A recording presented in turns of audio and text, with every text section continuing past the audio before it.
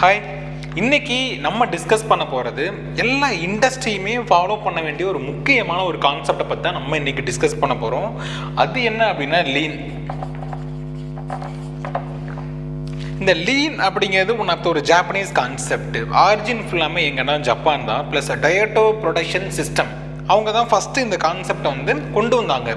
ஆனால் இப்போதைக்கு பார்த்தீங்கன்னா எல்லா இண்டஸ்ட்ரியுமே இந்த லீன் மேனுஃபேக்சரிங்கில் ஃபோக்கஸ் பண்ண ஆரம்பிச்சிட்டாங்க.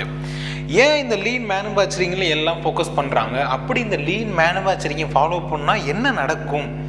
இந்த லீன் மேனுஃபேக்சரிங்கில் என்னென்ன சிஸ்டம்லாம் இருக்குது, அதெல்லாம் எப்படி இம்ப்ளிமெண்ட் பண்ணுறது, அது நிறைய விஷயங்கள் இருக்குது. லீன் மேனுஃபேக்சரிங் எடுத்துட்டாங்க ஒரு ஃப்ரேம் ஒர்க்கு. அந்த ஃப்ரேம் ஒர்க்குள்ளார பார்த்தி அப்படின்னா லாட் ஆஃப் கான்செப்ட் நம்ம எல்லாருமே தெரிஞ்ச ஒரு சில கான்செப்ட் எல்லாமே இருக்குது. ஃபார் எக்ஸாம்பிள் ஃபைவர்ஸு, கெய்சனு, கான்பனு, புல் சிஸ்டமு, போக்கை ஓகே, டாக் டைமு, இந்த மாதிரி நிறைய இருக்குது. அப்போது ஒவ்வொன்றை பற்றியுமே நம்ம தெளிவாக தெரிஞ்சுக்கணும். ஆனால் இன்றைக்கி இந்த வீடியோ இருக்குது பார்த்தீங்களா, ஃபஸ்ட் ஒன் லீன்னா என்ன, அதை பற்றி மட்டும் நம்ம ஃபஸ்ட்டு தெளிவாக தெரிஞ்சுக்கிட்டால் போதும். அதுக்கப்புறம் அதில் இருக்கக்கூடிய ஒவ்வொரு கான்செப்டை பற்றியுமே நம்ம படிக்க ஆரம்பித்தோம்னா நமக்கு ஒரு தெளிவான ஒரு ஐடியாஸ் கிடைச்சிரும். சரி, ஓகே. இந்த லீன் அப்படிங்கிறது மெயின் பார்த்தீங்கன்னா டயோட்டோ ப்ரொடக்ஷன் சிஸ்டம், டிபிஎஸ். டிபிஎஸோட ஒன் ஆஃப் ஒரு மேனேஜ்மெண்ட் ஒரு பிலாசபி தான்.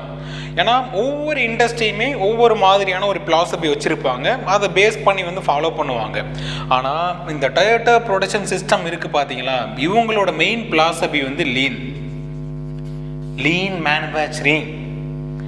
அப்போது இவங்க மெயினாக எதுக்காக ஃபோக்கஸ் பண்ணுறாங்க அப்படின்னா கஸ்டமரோட ஐஸ்ன்னு சொல்லும். கஸ்டமரோட ஐஸ் என்ன, அவங்களுக்கு தேவையான ஒரு பொருளை ஆன் டைமில் அவங்களுக்கு கொடுக்கணும். அதான் அவங்களோட ஒரு மெயின் ஃபோக்கஸாக இருக்கும். அதுக்கு நம்ம என்ன பண்ணுவோம் அப்படின்னா என்பிஏவை அவாய்ட் பண்ணணும். ஃபஸ்ட்டு பாயிண்ட் என்பிஏ, நான் வேல்யூ ஆடட் ஆக்டிவிட்டீஸ்.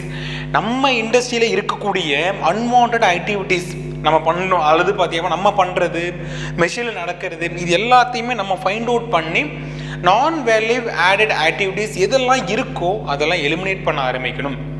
அப்படி எலிமினேட் பண்ணிட்டோம் அப்படின்னாவே ஆட்டோமேட்டிக்காக நம்ம கஸ்டமர் ஐஸை ஃபோக்கஸ் பண்ணுறோம் அப்படின்னு அர்த்தம். கஸ்டமர் என்ன எதிர்பார்க்குறாங்க, அவங்க என்ன பார்க்குறாங்க, அவங்க எப்படி நம்ம இண்டஸ்ட்ரியை பார்க்குறாங்க அப்படிங்கிறத நம்ம தெரிஞ்சுக்கிட்டோம். அப்போ ஃபஸ்ட்டு ஒன் நம்ம என்ன பண்ணணும், என்பிஏவை அவாய்ட் பண்ணணும். நான் வேல்யூ ஆடட் ஆக்டிவிட்டீஸ் அதில் தான் பார்த்தி எப்படின்னா 3 முறா முறி இது எல்லாமே இருக்குது. இதெல்லாம் நம்ம ரெடியூஸ் பண்ண ஆரம்பிக்கணும். என்பிஏனா உங்களுக்கு தெரிஞ்சிருக்கும், நம்ம இண்டஸ்ட்ரியில் தேவையில்லாத ஆக்டிவிட்டீஸ். இப்போது ஃபார் எக்ஸாம்பிள் பார்த்தி அப்படின்னா ஒரு நாளைக்கு ஒரு 10 ப்ராடக்ட் உருவாக்குறோன்னு வச்சுக்கோங்களேன். ஆனால் அந்த 10 ப்ராடக்ட்டில் 8 ப்ராடக்ட் டிஃபைட்டாக இருக்குன்னா இது ஒரு என்பிஏ. அப்போ அந்த டைம் நம்ம ஸ்பெண்ட் பண்ணியிருக்கோம். அதுக்கு அந்த டைமில் நம்ம குவாலிட்டியான ஒரு பொருளை உருவாக்கணும். ஆனால் நம்ம உருவாக்குறது ஒரு டிஃபைட்டான ஒரு ப்ராடக்ட். அப்போது அது என்பிஏவில் தான் வரும். அடுத்து செகண்ட் ஒன் என்னன்னா, இந்த லீனோட ஃபோக்கஸ் என்ன தெரியுமா, மெயின் வேல்யூ ஸ்ட்ரீம். வேல்யூ ஸ்ட்ரீம்னா என்ன, ப்ராடக்ட் எங்கே நடக்குது. வேல்யூ ஸ்ட்ரீம் அப்படிங்கிறது எங்கே ஸ்டார்ட் ஆகுது, எங்கே முடியுது, அதுக்கு இன்பிட்டிவில் என்னென்ன இருக்குது. இப்போது ஒரு சப்ளையர்கிட்ட வாங்குகிறோம், கஸ்டமர்கிட்ட போகுது அப்படின்னு வச்சுக்கோங்களேன். இப்போ இந்த இன்பிட்டிவில் இருக்குது பார்த்தீங்கன்னா ஒவ்வொன்றும் எவ்வளோ டைமில் அந்த ப்ராசஸை பண்ணணும், அந்த ஒரு மேப்பிங் பண்ணி நீ இந்த வேலையை இவ்வளோ டைமில் தான் பண்ணணும் அப்படிங்கிறத நம்ம பிரித்து கொடுத்துட்டோம் அப்படின்னாவே ஆட்டோமேட்டிக்காக கஸ்டமருக்கு ஆன் டைமில் அந்த ப்ராடக்ட் போக ஆரம்பிச்சிடும். ரெண்டாவது ஒன் வேல்யூ ஸ்ட்ரீம். முக்கியமாக பார்த்தீங்கன்னா focused on improving process performance. நம்மளோட மெயின் ப்ராசஸ். ஏன்னா இந்த வேல்யூ ஸ்ட்ரீம் மேப்பிங் கரெக்டாக இருந்துச்சுனாவே நம்மளோட ப்ராசஸ் பெர்ஃபார்மன்ஸ் சூப்பராக இருக்கும்.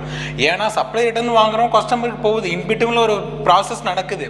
அந்த ப்ராசஸ் எஃபெக்டிவாக நடக்குதா, அந்த மெஷினை நம்ம எஃபெக்டிவாக யூட்டிலைஸ் பண்ணுறோமா, அங்கே இருக்கிற மேன் பவர் எஃபெக்டிவாக யூஸ் பண்ணுறோமா அப்படிங்கிறத நம்ம தெரிஞ்சுக்கணும்.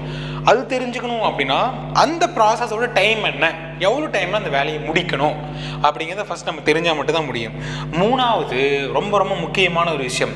இப்போ ஃபஸ்ட்டு ஒன் லீனோட மெயின் நோக்கம் பார்த்தீங்கன்னா அது எதுக்காக ஃபோக்கஸ் பண்ணுது, ப்ராசஸை பெர்ஃபார்மன்ஸ் பண்ணுறதுக்காக, ப்ராசஸ் பெர்ஃபார்மன்ஸை இன்க்ரீஸ் பண்ணுறதுக்காக தான் லீனோட ஒரு மெயின் ஃபோக்கஸ் இருக்குது.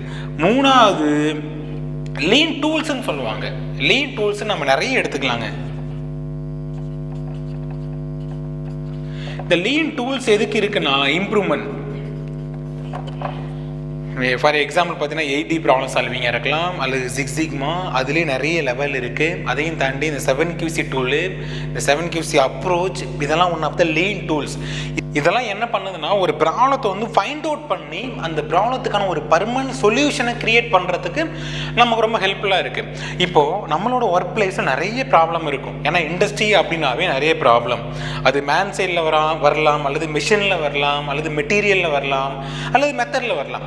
அப்போ அந்த ப்ராப்ளம் எப்படி வந்துச்சு அப்படிங்கிறது கண்டுபிடிச்சி அதுக்கான பர்மனன்ட் சொல்யூஷன் நம்ம வந்து கிரியேட் பண்ணிட்டோம் அப்படின்னாவே ஆட்டோமேட்டிக்காக நம்மளோட ஒர்க் பிளேஸ் வந்து இம்ப்ரூவ் ஆகும். அதை தான் மெயினாக வந்து லீன் ஃபோக்கஸ் பண்ணுது. இந்த லீன் மேனுஃபேக்சரிங் அப்படிங்கிறது ஒன்று NVAவை அவாய்ட் பண்ணும், செகண்ட் ஒன் பார்த்தி எப்போனா ப்ராசஸ் பெர்ஃபார்மன்ஸை இன்க்ரீஸ் பண்ணும், மூணாவது அங்கே இருக்கக்கூடிய ப்ராப்ளத்தை வந்து ஐடென்டிஃபை பண்ணி அதுக்கான பர்மனன்ட் சொல்யூஷனை வந்து கிரியேட் பண்ணோம்.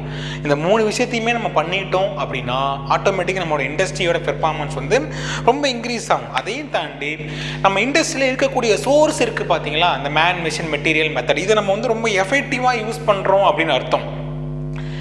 இந்த இதை எல்லாத்தையுமே ரொம்ப எஃபெக்டிவாக இம்ப்ளிமெண்ட் பண்ணுறதுக்கு, இந்த லீன் மேனுஃபேக்சரிங் எஃபெக்டிவாக நம்ம வந்து ஃபாலோ பண்ணுறதுக்கு அதுக்கு தேவையான நிறைய கான்செப்ட் தான் நம்ம அதுக்கப்புறம் வரக்கூடிய ஒவ்வொரு பார்ட் வீடியோவிலையும் நம்ம பார்க்க போகிறோம். நிறைய இருக்குது இந்த லீன் மேனுஃபேக்சரிங் ஃப்ரேம் ஒர்க்கு.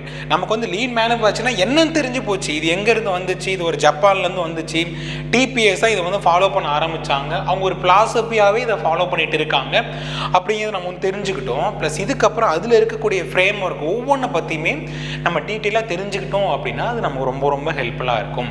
இவ்வளோ தாங்க லீன் மேனுஃபேக்சரிங். லீன் மேனுஃபேக்சரிங்னா என்ன அப்படிங்கிறத பற்றி ஒரு சிம்பிள் ஐடியாஸ் உங்களுக்கு வந்து கிடச்சிருக்கும். எனிவே இதை பற்றி ஏதாவது டவுட் இருந்தாலுமே மறக்காம கீழே வந்து கமெண்ட் பண்ணுங்கள்.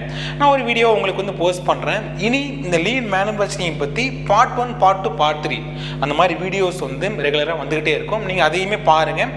உங்களுக்கு ஏதாவது டவுட் இருந்துச்சு அப்படின்னா கீழே வந்து கமெண்ட் பண்ணுங்கள், நான் உங்களுக்கு வந்து ஷேர் பண்ணுறேன். எனிவே இந்த வீடியோஸ் உங்களுக்கு பிடிச்சிருக்கும்னு நினைக்கிறேன். இந்த வீடியோஸ் பிடிச்சிருந்தப்போ உங்கள் ஃப்ரெண்ட்ஸ் எல்லாத்தையுமே ஷேர் பண்ணுங்கள். இதே போல் நெக்ஸ்ட் ஒரு இன்ட்ரெஸ்டிங்கான வீடியோட நம்ம அடுத்த பதிவில் மீட் பண்ணுவோம். பாய்.